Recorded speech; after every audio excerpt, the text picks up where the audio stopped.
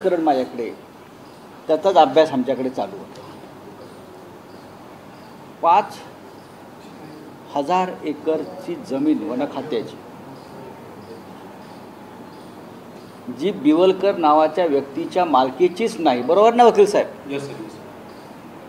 जी बिवलकर नावाच्या व्यक्तीची मालकीची नाही, ज्याच्यावर सर्वोच्च न्यायालयाचा कोर्टाचा स्टे आहे, अशी जमीन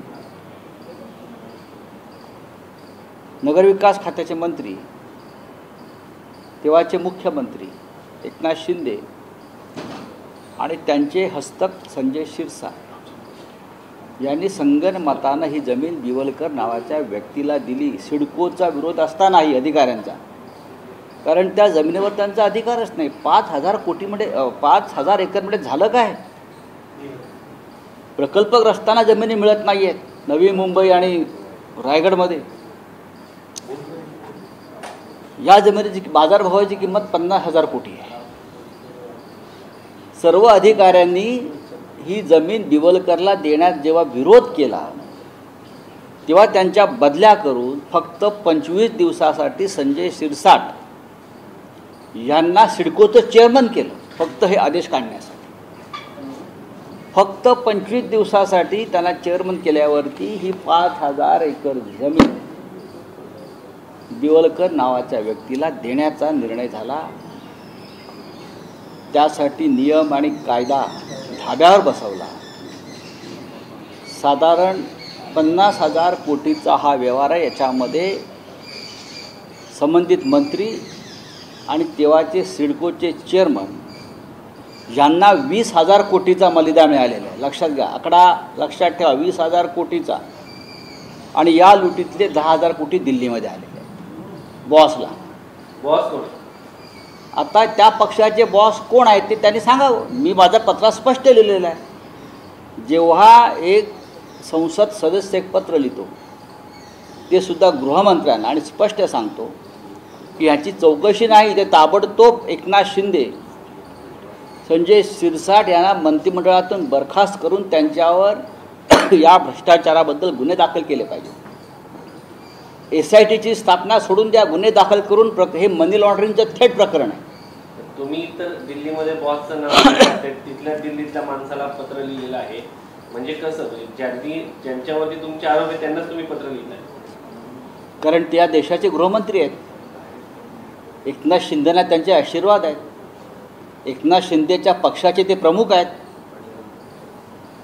एकनाथ शिंदेच्या पक्षाचे ते प्रमुख आहेत ना। मी असं नेहमी सांगतो, ते त्यांनी तो पक्ष स्थापन केला, ते त्यांचे बॉस आहेत। महाराष्ट्रात काही झालं तरी अमित शहाना भेटण्यासाठी एकनाथ शिंदे दिल्लीतून बसतात ना। पण तुम्ही तेच म्हणतात की बॉसला ते पैसे आले, पण त्याच आता तुम्ही म्हटले की अमित शहा हे एकनाथ शिंदेचे बॉस आहेत आणि पैसे त्यातले बॉसकडे आले, म्हणजे बॉस म्हणजे अमित शहा झाले। हो, मी स्पष्ट म्हटलेलं आहे। तिथे मुंबईमध्ये मंत्रालयामध्ये त्यांच्या पक्षामध्ये अशी स्पष्ट चर्चा की यातले 10,000 कोटी दिल्लीतल्या बॉसला गेले।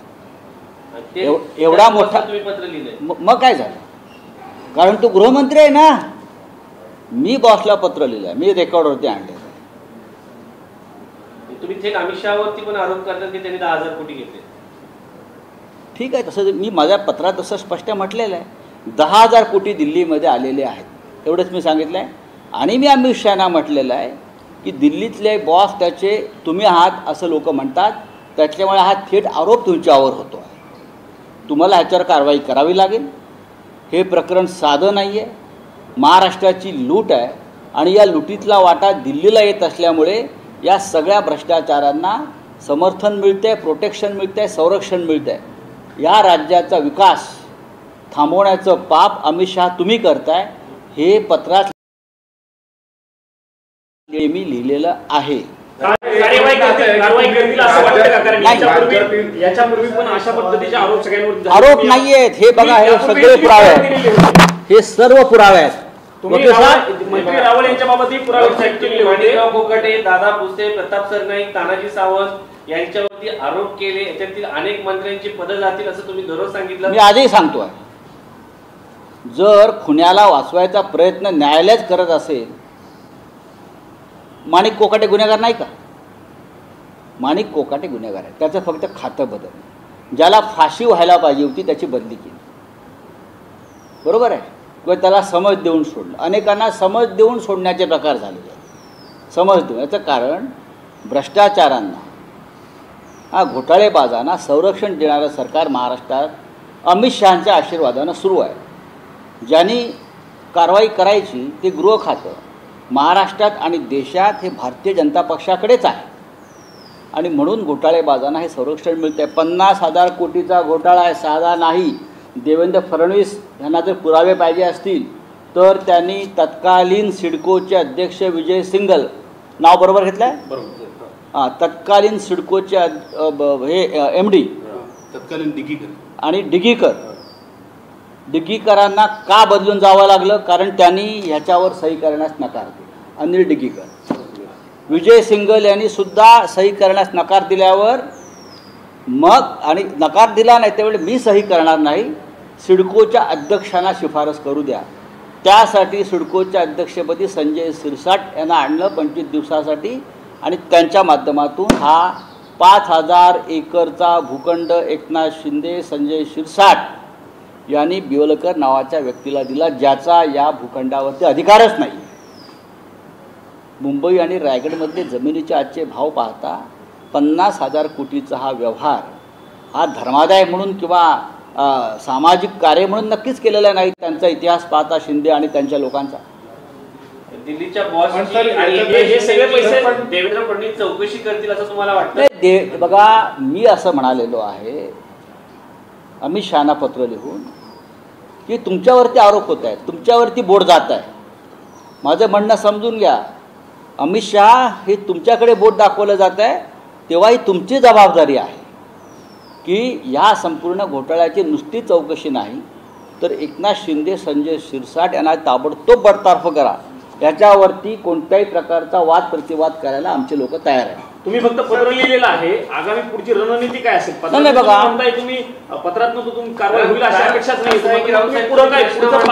आणि 8 दिवसातून तो मंत्री किंवा तो विषय बाजूला जातो, नवीन अजिबात नाही. हा विषय चालवण्याची जबाबदारी पत्रकारांची नाही का?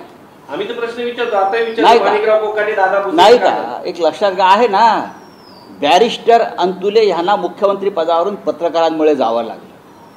शिवाजीराव निलंगेकर पाटील या मुख्यमंत्र्यांना सुद्धा जे प्रश्न निर्माण झाले ते पत्रकारांनी निर्माण केलेले प्रश्न होते. हा विषय महाराष्ट्रातल्या आणि देशातल्या मीडियानं सुद्धा चालवत राहिला पाहिजे. हा साधा विषय नाही आहे. हजारो प्रकल्पग्रस्त नवी मुंबई आणि रायगड भागामध्ये जमिनीच्या तुकड्यासाठी ज्यांच्या जमिनी गेलेल्या आहेत ते रांगेत उभे आहेत, त्यांना जमिनीचा तुकडा मिळत नाही आहे.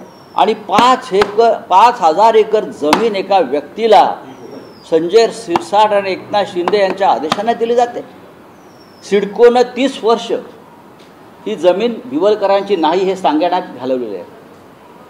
सुप्रीम कोर्टाचं तेच म्हणणं असताना हे सगळे प्रक्रिया डावलून जेव्हा 5,000 एकर जमीन देण्याचा निर्णय होतो त्याचा अर्थ काय आहे? 50,000 कोटी गेले कुठे, कोणापर्यंत गेले? या 50,000 कोटीला दिल्लीपर्यंत पाय फुटले आहेत हे त्यांचेच लोक सांगतात.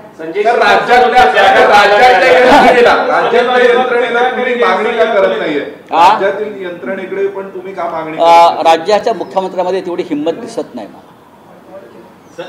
राज्याच्या मुख्यमंत्र्याकडनं आमच्या अपेक्षा होत्या पण ती हिंमत मला दिसत नाही. ज्या पद्धतीनं त्यांनी संजय शिरसाट असतील, माणिक कोकाटे असतील, संजय राठोड असतील, अन्य काही मंत्री असतील, त्यांच्यावरती कारवाया करण्यापासून यंत्रणेला थांबवलेलं आहे किंवा त्यांना संरक्षण दिलेलं आहे. त्याच्यामुळे देवेंद्र फडणवीस यांच्यावरचा विश्वास लोकांचा नष्ट झालेला आहे. अर्थात तो अमित शहांवरती आहे का? तर अजिबात नाही.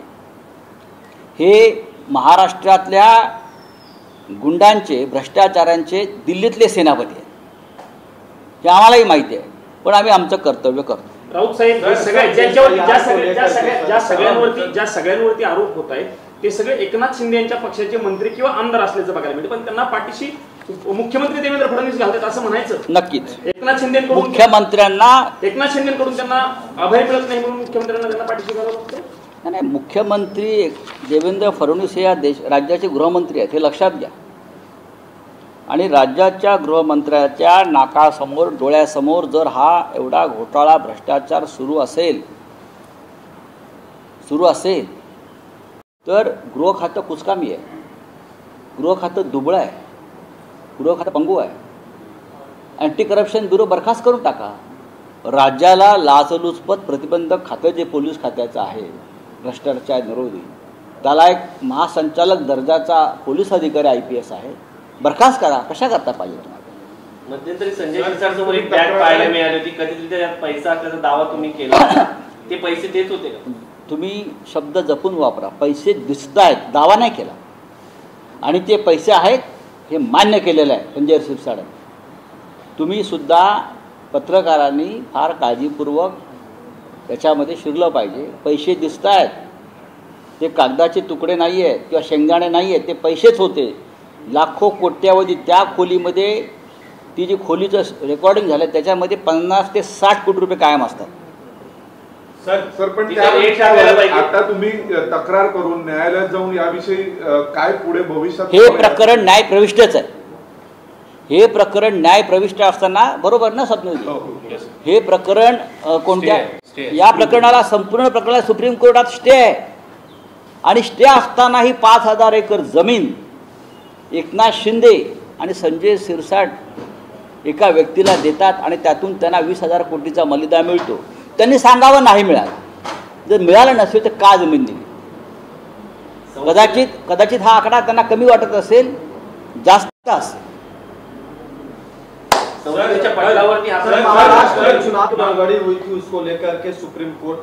आपलं संपला हा विषय.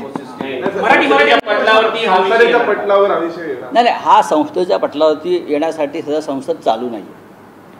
मी ज्यांच्याकडे हा विषय पाठवायला पाहिजे ते अमित शहाजी, देशाचे गृहमंत्री, ज्यांच्या ताब्यामध्ये CBI किंवा ED वगैरे वगैरे वगैरे वगैरे तपास यंत्रणा आहेत, आणि त्या फक्त विरोधकांच्या, त्यांच्या राजकीय विरोधकांचे गळे दाबण्यासाठी वापरण्यात येतात या यंत्रणा. मात्र त्यांना आव्हान आहे. प्रधानमंत्र्यांनी सांगितलं आहे ना, खाऊंगा ना खाने दूंगा.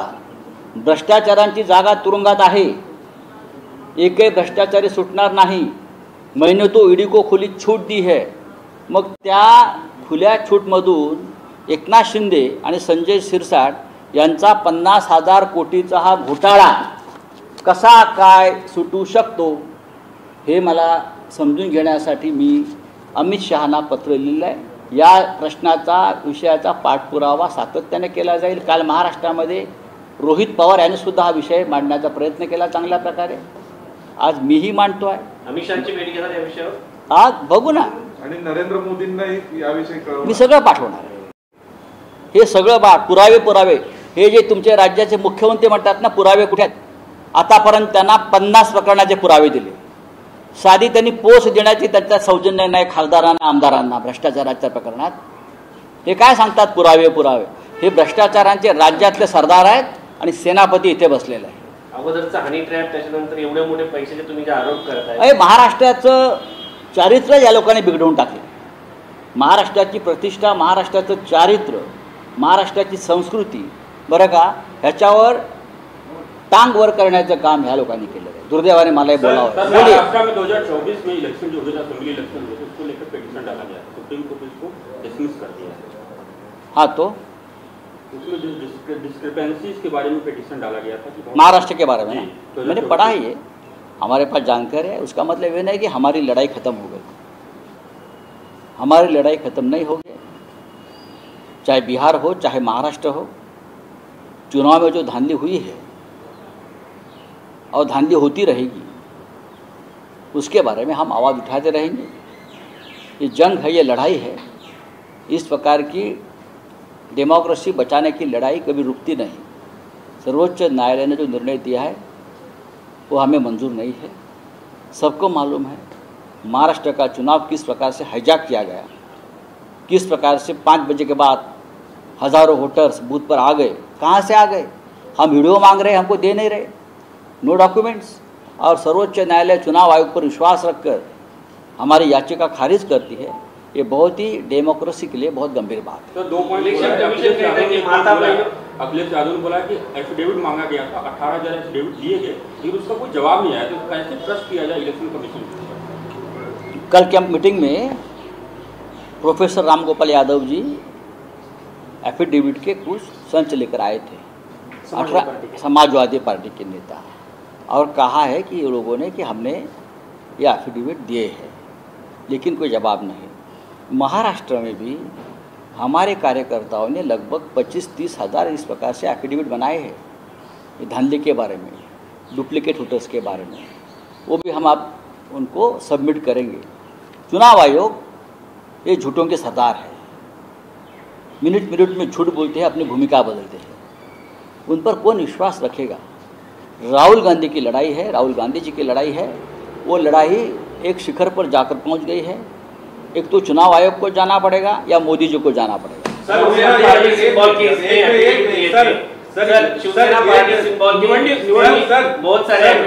कल आप लोगों ने कहा, जो ब्रीफिंग हुई थी उसमें कहा कि सारे लीगल और कॉन्स्टिट्यूशनल ऑप्शंस जो है मुख्य चुनाव आयुक्त के खिलाफ खुले हुए हैं। वो ऑप्शन क्या होगा? महाभियोग लाने की तैयारी है? इम्पीचमेंट का दूसरा सवाल ये है सर कि उपराष्ट्रपति के उम्मीदवार को लेकर अब तक क्या कुछ बातचीत विपक्ष में बात ऐसी है कि आज घोषणा होगी? चुनाव आयोग के खिलाफ महाअभियोग लाने की तैयारी विपक्ष ने शुरू की है, उसमें कोई दो राय नहीं। जिस प्रकार से हमारे मुख्य चुनाव आयुक्त या चुनाव आयोग भारतीय जनता पार्टी के प्रवक्ता के रूप में काम कर रहे हैं, हाँ, हमको लीडर ऑफ अपोजिशन लोकसभा के राहुल गांधी जी को सीधे सीधे चैलेंज और धमकाने की बात करती है, ये उनकी भाषा जो है लोकतंत्र में ठीक नहीं है। ये इसलिए कर रहे हैं कि उनके पीछे अमित शाह जी का हाथ है, ये गृह मंत्रालय के अधीन है। ये व्यक्ति कभी सहकार मंत्रालय में काम करती थी, कभी गृह मंत्रालय में काम करती है, तो उनकी और अमित शाह जी की बहुत नज़दीकियाँ है। तो इस हिसाब से उस ताकत से हमें वो धमका रहे हैं। तो ये धमकाना वगैरह जो बात है लोकतंत्र में नहीं चलती। धमकाने की बात अगर आती है तो हम अपोजिशन में है, हम उससे भी बेहतर शब्दों का इस्तेमाल कर सकते हैं चुनाव आयुक्त साहब, लेकिन हम जिम्मेदारी से बात करेंगे। आपके पहले वाले चुनाव आयुक्त राजीव कुमार जी के बारे में मैंने बार बार सवाल उठाया कि आजकल वो कहाँ है। मेरे पास जानकारी है वो देश नहीं है, वो विदेश में चले गए हैं, यूरोप के किसी एक देश में अब उनका ठिकाना है, बस गए। उन्होंने खुद कहा है दिल्ली में।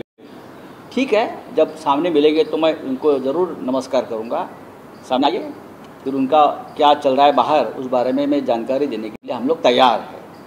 तो ये चुनाव आयोग जो है सेशन के बाद लगभग चुनाव आयोग की साख खत्म हो गई है। ये जो आज बैठे हैं उसने वो कार्यकाल कैसा रहा उस बारे में अभ्यास करना चाहिए। सर उपराष्ट्रपति का उम्मीदवार उपराष्ट्रपति आज इंडिया ब्लॉक की मीटिंग, आज 12:30 बजे मल्लिकार्जुन खड़गे साहब के यहाँ हमारी मीटिंग है, कल भी हो गई। ये तय हो गया है कि हम चुनाव लड़ेंगे। जो बाहर अफवाह है कि चुनाव अनपोज होगा, निर्विरोध होगा, ये नहीं होगा। जब हम कल बैठे थे तो बहुत से हमारे साथी ये कहते हैं कि नहीं हमको चुनाव लड़ना होगा, खास करके हमारे झारखंड के साथी। उनका अनुभव जो है एनडीए के उम्मीदवार के बारे में बहुत ही डरावना और कटु अनुभव है। Hemant Soren as a sitting मुख्यमंत्री को अरेस्ट करने में वहाँ के उस वक्त के राज्यपाल सी राधाकृष्णन का बहुत बड़ा हाथ रहा है, और राजभवन के परिसर में हेमंत सोरेन जी को अरेस्ट किया था। तो ये बहुत ही गंभीर बात सामने आई कल। तो सबकी ये बात है कि हम ये चुनाव निर्विरोध नहीं होने देंगे, हम चुनाव किसी के नाम पर चर्चा दोबारा हो जाएगी। के नाम पे है, देखिए नाम पर चर्चा होती है, लेकिन मैं यहाँ बात नहीं करूँगा। जब आज जाहिर हुई नाम, आज नाम जाहिर हुई, आज करना ही चाहिए। 12:30 बजे हम लोग बैठेंगे, 12:30 के बाद नाम जाहिर होगा। मुझे लगता है होना चाहिए। प्रेस कॉन्फ्रेंस निवडणूक बिनविरोध नहीं, चुनाव लड़ेंगे हम लोग। चलिए। कैमरा